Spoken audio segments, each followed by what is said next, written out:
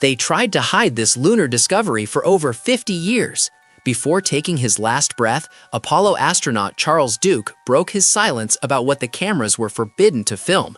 It wasn't just rocks, it was something looking right back at them. Join us, and let's discover what NASA hid on the moon. Let's go! Number 14. Charles Duke, the youngest person to walk on the moon, and his 50-year secret. He was 36 years old when he did it. 36! The youngest human being to ever press a boot into the ancient gray dust of another world, leaving a mark in soil that hadn't been disturbed since the solar system was still learning how to exist.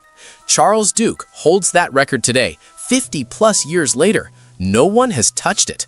The Apollo program ended before another crew could field someone younger. After Apollo, the moon went silent for decades. So Duke's record stands, frozen in April 1972, same as everything else that happened up there. But the record isn't the story.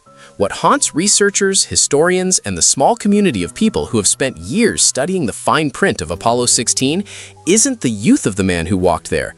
It's what that man saw.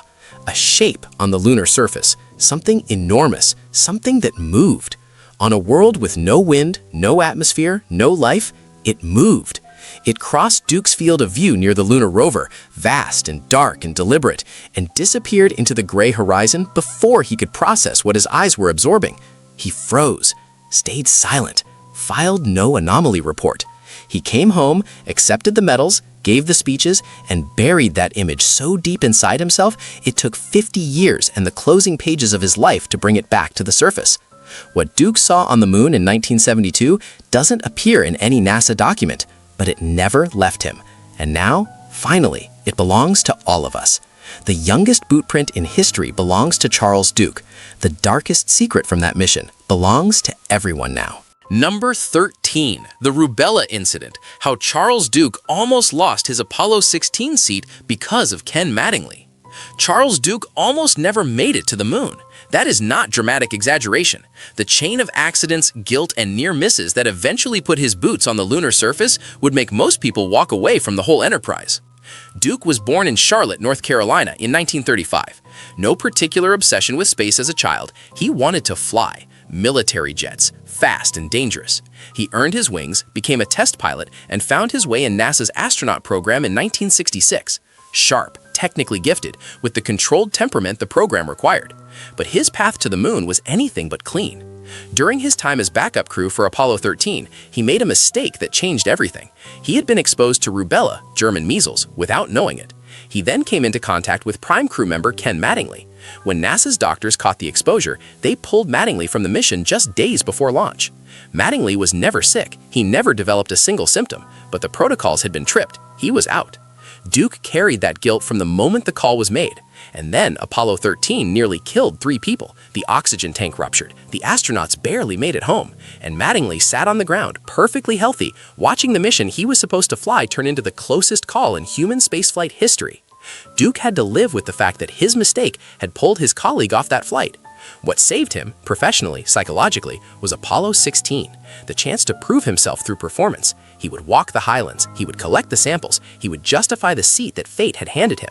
He did all of that, and then he saw something that no amount of performance or redemption can explain away. I'm going to ask you a simple question. Are you a naturally curious person? If you're watching, I'm pretty sure the answer is yes. This space is made for people like us. To ensure you're always part of this community and receive all our latest discoveries, you just need to do one thing: subscribe to the channel. It's the best way to stay connected with us. Okay, now that you're part of our Legion of the Curious, let's move on to the next item. Number 12. Charles Duke's final interview. Here is what it all builds to. In one of his final recorded interviews, Charles Duke, the youngest man to walk on the moon, Apollo 16 lunar module pilot, decorated military officer, and test pilot with a career defined by precision, said something that has not been broadcast widely enough to reach the audience it deserves. He said that what he saw on the surface of the moon was not something he could rationalize as a natural phenomenon. Not a shadow, not dust on his visor, not a camera artifact. He said it moved with a specific quality of deliberate, purposeful motion that he had in 36 years of life and a career built on observation, only ever associated with one category of thing: living creatures. He did not use the word alien. He was too precise a man for language that imprecise. He said it moved like something alive. And then he said something heavier. For 50 years, he had convinced himself that silence was the correct choice, that protecting NASA's image, protecting the program, protecting the legacy of the engineers and the astronauts and the thousands of people who had given everything to make that mission possible, that all of it was worth the cost of staying quiet. He no longer believed that. He believed his silence had cost humanity something real, a chance to ask the right questions, a chance to return to the Descartes Highlands not only to collect rocks, but to understand what else might be moving across that ancient gray surface. He said the mission was magnificent. He said the science was real. He said the moon is not finished with us yet. Then he looked directly into the camera, and after 50 years of silence, the youngest man to walk on the moon had nothing left to add. Number 11. The Apollo Archive. Why Apollo 16 EVA-2 rover footage is nearly impossible to officially access. NASA's archive of Apollo mission material is immense. Hundreds of thousands of hours of recordings, telemetry streams, mission logs, photographic catalogs, and surface footage. Most of it has been digitized and is technically available to the public. But technically available and practically accessible are entirely different things. Locating specific footage within that archive without exact coordinates, mission number, excursion number, camera feed identifier, precise time code, is like searching for a single paragraph inside a library of 10,000 books with no index, no spine labels, and no librarian.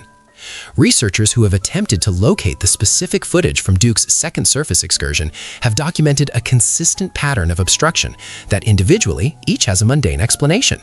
Access requests unanswered for months. Footage listed in the archive catalog returning no physical media when formally requested. Database entries that appear to have been modified or recatalogued after the original archive structure was published. None of this is individually conclusive. Archives are bureaucratic nightmares. Files go missing for banal reasons. Catalog entries get corrupted. Systems change. But the pattern of specifically this footage, specifically this excursion window, being precisely the material most difficult to locate and access, that specificity is not easy to dismiss as coincidence. What is not ambiguous is the absence of any official visual analysis. No frame-by-frame breakdown of that rover footage has been publicly released by NASA. No summary of anomalous visual data from Apollo 16 has ever been published. For an institution whose entire identity is built on documentation and transparency, that gap is more than curious. For an institution that gap specifically benefits, it is something else entirely. Number 10. Charles Duke Apollo 16 Moving Object Confession. When Duke finally spoke, the reaction split the space community down the middle. One side, engineers, scientists, former NASA officials, dismissed the account with rapid efficiency. The explanations were familiar: fatigue, optical distortion, the well-documented psychological effects of prolonged isolation in a high-stress environment with no external reference points. The moon does things to perception. Everyone in the field knows this. Duke was a great astronaut. He was also human. Move on. But within a different community, the researchers, independent analysts, and frame-by-frame analysts who had spent years inside the Apollo archive, the reaction was electric. Because Duke's description matched something that had already been cataloged. The footage had been found first. Duke's account came second. And when the two were aligned, when the shape identified in the rover footage was cross-referenced against the timeline of Duke's second surface excursion, the correlation was exact. The footage showed the anomaly during the same excursion, within the same time frame, in the same general compass direction Duke described. The probability of that alignment being coincidental is mathematically indefensible. Former colleagues who were privately briefed on Duke's account before it went public described their reactions with a word that appeared repeatedly across multiple independent accounts: unsettled. Not because they immediately believed it, because the most precise, disciplined, analytically rigorous person they knew had held this particular weight for 50 years and chosen, in the final chapter of his life with nothing left to protect, to put it down in public. People who know Charles Duke say the same thing. He is not a man who speaks imprecisely. When he says he saw something, the only honest question left is not whether he saw it. It is what it was. Number 9. Apollo 16 Mission Training. How NASA prepared Duke and Young for the Descartes Highlands. No astronaut stepped onto the lunar surface unprepared. What NASA put Duke, Young, and Mattingly through in the months before Apollo 16 was not training in any normal sense. It was a systematic dismantling of limitation. Every weakness stripped, every reaction sharpened into reflex, every possible failure rehearsed until the response was automatic, in the dark, in panic, at the absolute edge of exhaustion. The physical demands alone were staggering. The spacesuits weighed over 180 pounds on Earth. Moving in them was like fighting gravity while wearing a refrigerator. Duke and Young practiced for hours in full suits, lifting tools, hammering stakes, collecting samples, bending to pick up rocks they could barely see past their helmets. They drilled until their hands cramped, their backs seized, and their vision blurred with sweat inside the sealed helmet. Then they reset and started over. The geological training was equally relentless. NASA didn't want astronauts who could grab random rocks. They wanted scientists who could read a landscape in 60 seconds. Duke took field trips to Arizona craters, Hawaiian lava fields, Canadian impact zones. He learned to identify volcanic formations, recognize ancient impact signatures, and describe what he was seeing with radio precision, all while fighting the urge to simply breathe. Then came the rover training. Young and Duke spent days bouncing across fake lunar terrain built specifically to simulate the Descartes region. They learned to handle the machine on steep slopes, navigate around boulders, calculate distance without landmarks. They rehearsed what to do if the rover broke down miles from the lander with no rescue possible. Every scenario accounted for, every contingency drilled into muscle memory, every failure imagined. Except one. Nobody had ever trained for what to do when you see something that shouldn't exist. Number 8. Charles Duke's spiritual crisis after Apollo 16, what the moon did to his mind and marriage. When Charles Duke came home, he came home broken. Not physically, the external man was intact, performing the post-mission rituals of heroism with practice ease. But internally, at a level no press conference could reach, something had come undone. The experience of standing on the moon, a world so vast, so ancient, so constitutionally indifferent to human existence, had cracked the framework he had constructed his life upon. And underneath that crack, the memory of what he had seen on the surface pressed like a splinter that no amount of reasoning could remove. By the mid-1970s, Duke was struggling in ways he later described with careful honesty. His marriage came close to collapse. He fell into a darkness he didn't define as clinical depression, but as something more fundamental, a spiritual emptiness that ordinary life couldn't fill. The moon had made him feel simultaneously extraordinary and completely insignificant. He had stood at the frontier of human achievement and witnessed something his entire civilization had no language for. The gap between those two realities, what he knew and what he had seen, was becoming unbearable. The turning point came in 1978 when Duke encountered faith and, by his own account, found the only framework large enough to contain what the moon had put inside him. He didn't need to explain the secret anymore.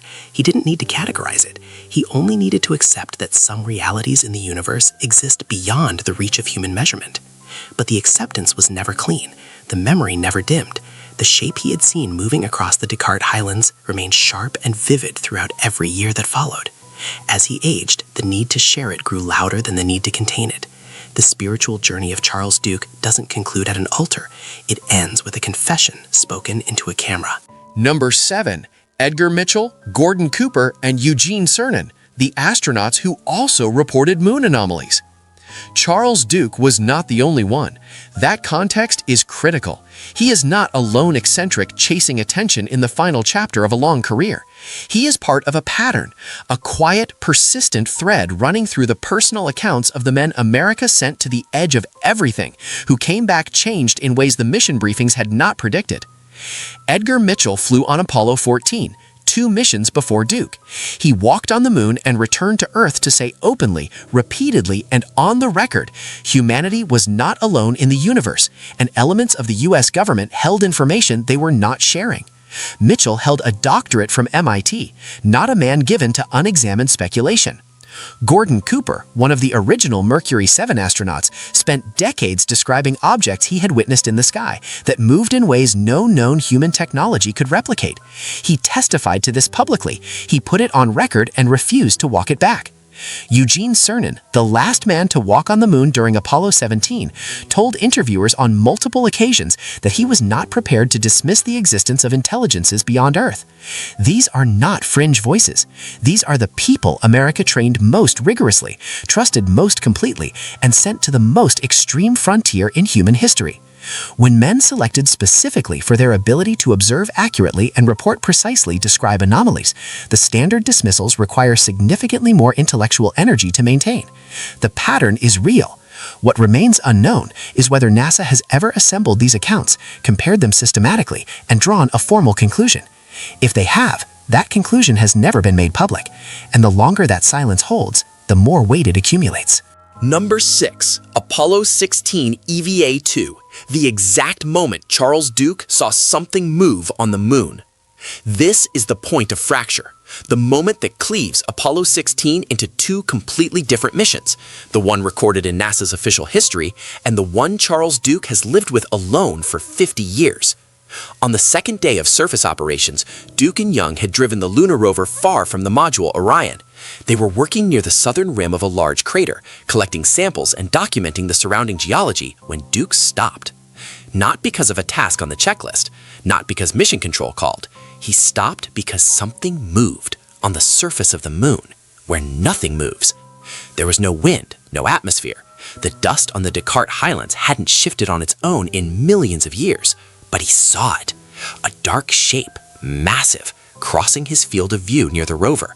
Swift, deliberate, not adrift, movement with intention. He'd estimated its scale against the rover parked beside him. The rover was 10 feet long. The shape was comparable, maybe larger, and it was gone in seconds. Over the horizon or behind a ridge, vanished, without a dust trail, without a visible wake in the surface, without a rational explanation attached to anything in his training. Duke looked at Young. Young was facing the other direction and had not seen it. Duke opened the radio channel to mission control, and then he closed it. The training that had been embedded in him for years took over. Report what can be verified, use precise language, describe only what can be measured. He had nothing verifiable to report, no language precise enough for this. So the image was filed away, sealed behind the wall of discipline, and carried silently back to Earth 3 days later. For 50 years, that wall held. Number 5. The Apollo 16 rover camera footage, what the film actually recorded near the rover. Memory is powerful. Memory is also fallible, shaped by time, by emotion, by the desperate human impulse to construct meaning from chaos. So the real question was never just what Duke remembered. The real question was what the camera saw. Apollo 16 recorded thousands of hours of footage. The lunar rover carried a remotely operated color television camera, one of the most sophisticated imaging systems ever deployed in deep space at that point. The module had multiple cameras running during surface operations. Mission Control monitored live feeds in real time. Everything was archived, every reel preserved.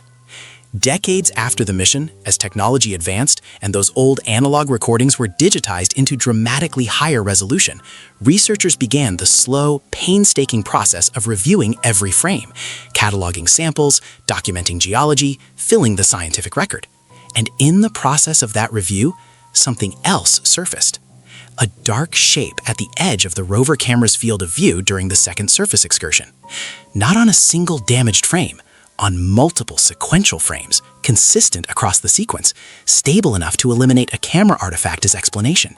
It moved, left to right across the frame, crossing a distance that, calculated against the known dimensions of the rover parked beside it, suggested an object roughly 8 to 12 feet in length. It appeared on screen for less than 4 seconds. Then it was gone. No official NASA analysis addressing this specific sequence has ever been published. No entry in the Apollo 16 mission log references an unidentified object near the rover during that excursion. The footage exists, it has been reviewed, and the explanation for what appears in it does not appear in any document NASA has released to the public. That absence is not neutral. That absence is its own kind of answer. Number 4. Lunar lava tubes beneath the Descartes Highlands, the moon's hidden underground architecture. Here is something the official story of lunar exploration rarely emphasizes. The moon is not solid in the way most people imagine it. Beneath the gray, powdery surface that Duke and Young walked on, the moon conceals a vast network of tunnels, chambers, and caverns, called lava tubes, formed billions of years ago when rivers of molten rock flowed beneath the lunar crust and then drained away, leaving hollow passages behind. Some of these structures are enormous. Orbital mapping has confirmed the existence of lava tubes hundreds of meters wide, stretching for hundreds of kilometers beneath the surface. To put that in human scale, you could fit a major city inside the larger ones. A mid-sized skyscraper would look like a furniture item inside the wider sections. NASA knows they exist. The evidence is unambiguous. Collapsed sections, skylights where the tunnel ceilings have caved in, are visible in orbital photography of multiple lunar regions. And here is where Duke's account becomes significantly more unsettling. The Descartes Highlands, Apollo 16's specific landing zone, sit above a region of the lunar interior that has not been fully mapped at subsurface depth. Thermal and seismic data from instruments left by Apollo missions suggests the highlands are underlaid by extensive subsurface voids. Something beneath the Descartes surface is hollow. If something were to emerge from a lava tube opening, surface briefly, cross the highland plane, and disappear back into the ground, the visual profile would match exactly what Duke described. A shape appearing from nowhere, moving with apparent purpose, vanishing without a dust trail or visible explanation. This possibility has never been officially investigated, not once. The absence of investigation feels less like an oversight with every year that passes.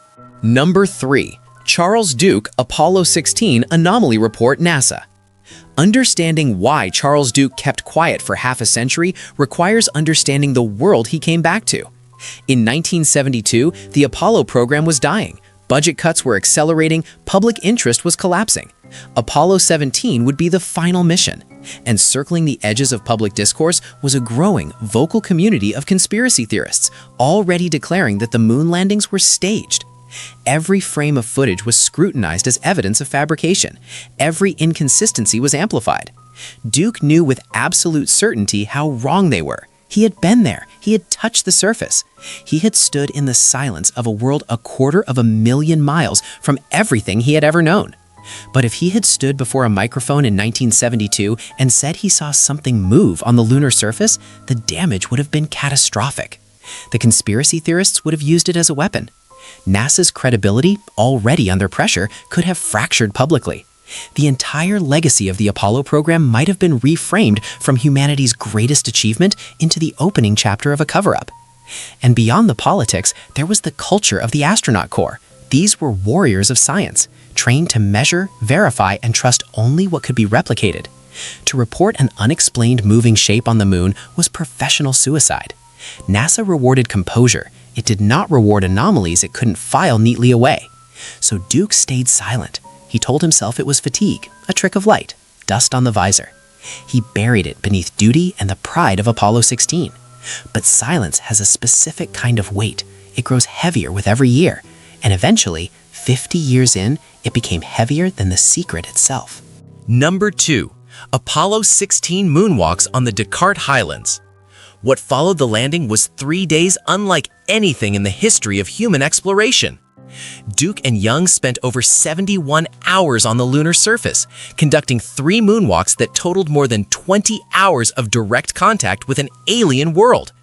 They drove across ancient craters, hammered rocks loose from billion-year-old boulders, drilled deep into the lunar crust, and hauled back over 95 kilograms of material that had never been touched by anything with hands. Every action was a race against time. Suits had limited oxygen. Batteries had finite charge. The lunar sun climbed slowly toward temperatures their equipment couldn't handle indefinitely. Mission Control tracked every heartbeat, every power level, every oxygen reading with the precision of surgeons monitoring an open chest. But even inside those brutal constraints, the sheer strangeness of being there broke through constantly. Duke described the silence as something physical, not the absence of sound, a weight, a presence. The moon didn't just lack noise, it felt like noise itself had been erased from the laws of physics. Every breath inside the helmet, every bootfall on the surface, existed in total isolation from the world around them. The dust was everywhere. It coated their suits, jammed their tools, and filmed Duke's visor a persistent, maddening gray. Fine as talcum powder, but abrasive as broken glass. The craters from ground level were enormous, walls of ancient rock rising dozens of meters, carved by impact so catastrophic they had restructured the entire face of the moon billions of years ago. Duke stood at the rim of one and felt the vertigo of staring into deep time itself. What he didn't know yet was that the strangest moment of his life was still a few hours away. Number 1. John Young, Charles Duke, and Ken Mattingly, the hidden redemption story behind the Apollo 16 crew. Apollo 16 didn't belong to one man, it belonged to 3. And understanding who they were, what they had survived, what they had to prove, makes Duke's secret even heavier. John Young was the commander. By 1972, his career read like a thriller. He had flown Gemini 3. He had orbited the moon on Apollo 10. He had once smuggled a corned beef sandwich into orbit on an early mission, which NASA had not found particularly amusing. Young was calm to the point of being unnerving, methodical, precise, and utterly unflappable. If any human being could guide a lunar module safely into the rugged throat of the Descartes Highlands, it was him. Ken Mattingly was the command module pilot. His role on this mission was also an act of revenge. On Apollo 13, he had been pulled from the crew days before launch after a rubella exposure scare. He was healthy, he never got sick, but the protocols had been triggered, and he watched from the ground as his replacement nearly died in one of history's most dramatic near disasters. The world celebrated Apollo 13. Mattingly was barely a footnote. Apollo 16 was his chance to stop being one. While Young and Duke walked on the surface, he orbited alone in the command module, the loneliest job in human exploration, and he executed it perfectly. Then there was Duke, the youngest of the 3, the one who carried guilt for the Mattingly situation. It was Duke who had unknowingly exposed him. Apollo 16 was redemption for all 3 men. What none of them expected was that it would also be a confrontation with something no mission briefing, no simulation, and no amount of professional composure could have prepared them to handle. The moon had something waiting. Still curious? Then don't stop now. The next mystery is already waiting for you. Just click the video on screen. I saved it just for you. See you there, curious one.